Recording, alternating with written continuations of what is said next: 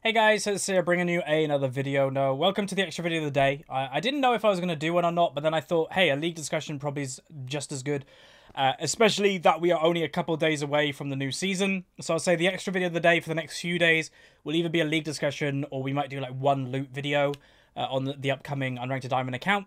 But yeah, so we're really close to the new season and you guys are going to get a hell of a lot of content from me.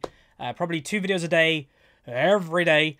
With Unranked Diamond being the first video of the day, and then Climb to Master as the second. And Climb to Master, just to kind of say, will be a mixture of commentaries and highlight videos, where Unranked Diamond will just be full game commentaries, and recording every single game and uploading every single game. The only reason I would never upload a Unranked Diamond episode is if it's, like, literally pointless. Like, if, I don't know, if the enemy team open at 5 minutes and we win within, 5 minutes of a game, what I'll probably do is combine that with another episode, so you'll have 2 games in the same episode, something like that. Anyway, went off tangent there, but we're doing a league discussion today. I asked my Twitch chat upon ending the stream, give me some topics, I'll talk about them. So the first topic is going to be, do I think there'll ever be a stage in League where every champion is viable? And some says get well soon. Yeah, I am a bit sick, but it's fine. Oddly, throwing up helps me feel better. But yeah, will every champion become viable? It depends what definition you're using as viable. Because right now you can play every champion to challenger. So if you think, that is viable, then it's already here. It's not your champion that is holding you back. If you love a bad champion and you're like, I'm not diamond because of the champ that I enjoy, you're simply wrong. In every server of League of Legends, EUS, North America, there are examples of people that play the trash tier champions in Challenger. So if that's your definition of does it stop me climbing, we already have every champion that is viable now. But if your more definition is every champion isn't like a weak champion or any champion can be played competitively, the answer is no. That will probably never happen. One, just based off design. There are certain champions in the league that are designed for competitive. There are some designed for solo queue, and that will always be the case. And that's good. It's good to have a separation between the two. And then when it comes to balance, and if you're like saying, oh, every champion league has a 50% win rate, so they're all viable. Again, that will never happen. One, whenever you make certain champions stronger, them champions are better suited against other champions, so you're actually making those champions weaker. There's a constant shift of who counters who and who's better than who, and also player base. You're never going to have a perfectly balanced champion roster. It's something that I guess you can aim for, but it's never going to happen. Do I think Riot would want that to happen? Honestly, probably not, because I think it would kind of make it stale. Having a constantly changing champion rotation when it comes to like the meta is good and healthy for a game because it introduces new champions to people that may have never seen them before and stuff like that. And again, I even think it's healthy for the game if people kind of move from champion to champion every now and then, because then they experience more of the video game. We've spoken about one tricks a lot in the past, but I think that's the most boring thing to do in this type of game. And I think Riot, although they don't come out and say that one tricking is bad, and they never will because they don't want to isolate part of their player base, you can definitely tell that Riot doesn't favor one tricking. Because if they did, they'd kind of leave champions alone that have a large one-trick community. Well, they change things a lot. There's been big outrules when they've done champion updates and stuff like that because they don't care about the one-tricks. They care about the overall game. But yeah, no. Again, when it comes to solo queue, every champion is viable to a certain extent. It's not a reason that it's stopping you climb. But when it comes to the overall game design and stuff like that, competitive play, you'll never have every champion to be played. Just the basics of it, really. So thanks very much. Next one is going to be, since I've played this game from Season 1, what do I feel has been Riot's 3 best additions, changes / updates, and their 3 worst ones? So, yeah, the 3 best things that they did and the 3 worst things that they did. It's hard to remember because it is a long time. Best things, one of the best things they did is update the graphics of the game in like Season 3 or something like that, and they've constantly tweaked with it. We've had a new Summoner's Rift in it as well in the last couple of years, but if you watch content from Season 1 and Season 2, League of Legends looks god-awful. It was an ugly game, and it looks good. It's not amazing, but it doesn't need to be. It's a, isometric third-person type of game. It doesn't need to be amazingly good quality. But I think that's one thing they did good, and I think it helped League of Legends because it definitely made League stand out when they got the graphical update, because the other games are kind of far behind in graphics, especially other MOBAs. I guess Heroes of the Storm does look very good, but it was never going to compete with League, really. Another good thing...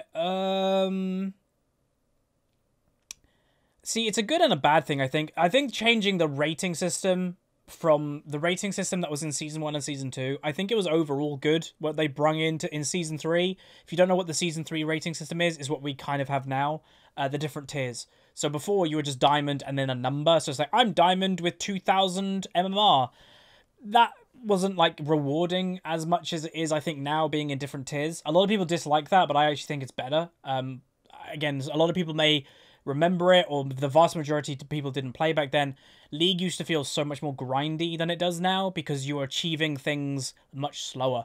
So for you to be, like, you were considered a gold player just if you were in gold back in the day. Well, now there is a difference between if you're gold 5 or gold 1. There is a different sense of achievement there, and I think that adds to, like, a good thing of the game, not a bad thing overall. I would like it if there was, like, you know, visible MMR, but apart from that, I think it's pretty good.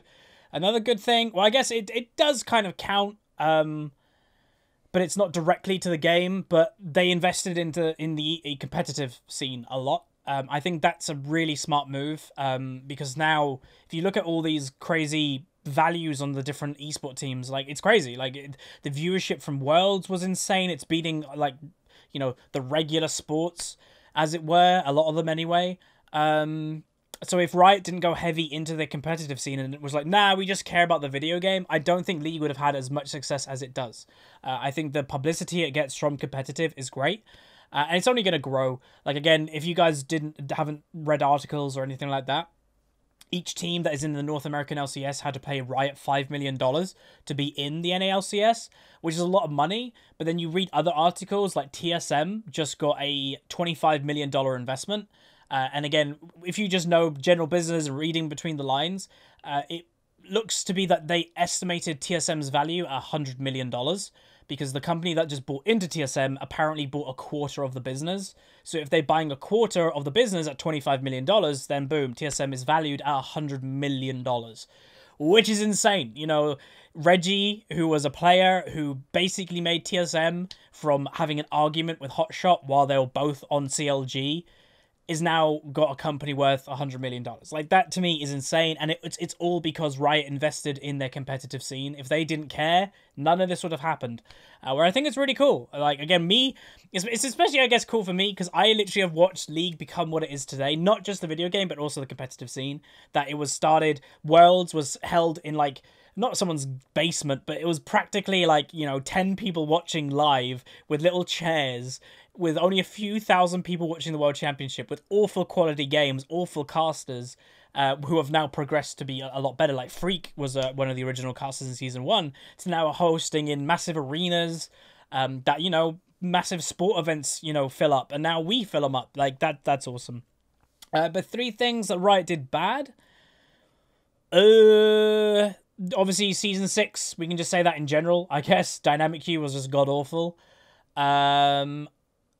Again, we did a whole video on it recently. The second half to the I Need Help video was talking about, you know, the League of Legends getting casualified. So I'm not going to go over it all now, but I'd say that's the second worst thing, is that they're trying to make it a lot more casual when they built League from being relatively hardcore. It's very similar to what happened to World of Warcraft.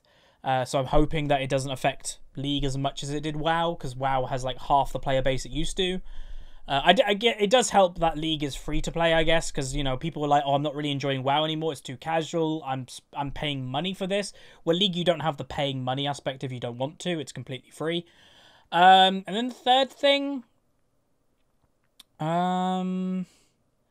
honestly, there isn't really that much that they did wrong. Again, this is very much like a personal thing. Like, to some people be like, oh, the Galio rework, or again, I think reworks are healthy for the game, no matter what champion it is. Like, even if it's a champion that I enjoy, it's probably healthier if they're doing a rework for the game. Riot know what they're doing. Again, a lot of the player base thinks they know more than Riot. I can tell you right now, you don't. The amount of data that those guys have is ridiculous, and you as an individual, there's no comparison, so it is probably overall better. And, you know, if they muck up, they muck up. You know, again, they're reverting part of Rengar. which is cool, and they will, you know, own up to some of the mistakes that they make. I guess, well, that could be the third point, I guess, is the time it takes sometimes for them to correct changes. We'll put that as third. Like, they at the beginning of Season 6, when the crazy amount of hate came for Dynamic Queue, they did release something saying we're going to change it in the next few weeks. They didn't. It lasted the whole season.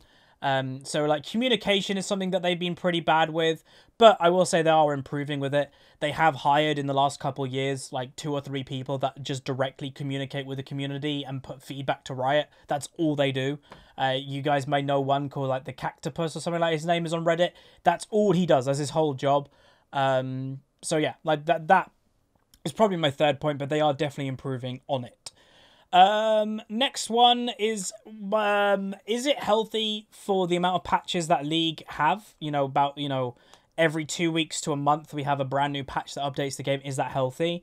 Overall, yes. For the game overall, yes, but to an individual, probably no. It depends who you are, though. If you're somebody that is good at League of Legends, it's definitely a yes, because it keeps it exciting, entertaining. And again, someone like me that's played from Season 1, I need constant change. Otherwise, it's going to become boring and stale after playing for 7 odd years. But if you're somebody that's not very good at League, or you don't play her much, it's probably a bit difficult for you to keep up. It's like, oh god, that's changed. That only changed 2 weeks ago, and now something else has changed. So I can see where it can be overwhelming to a lot of the player base.